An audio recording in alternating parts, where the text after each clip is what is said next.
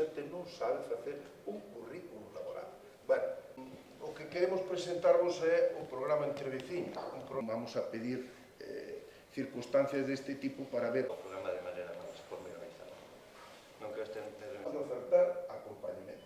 Vamos a dicir, mire, a sociedade buscar máis igualdade e solidaridade podrá na zona onde estén ubicadas. Bueno, este é un pouquiño, acaba na súa totalidade, como digo, o programa.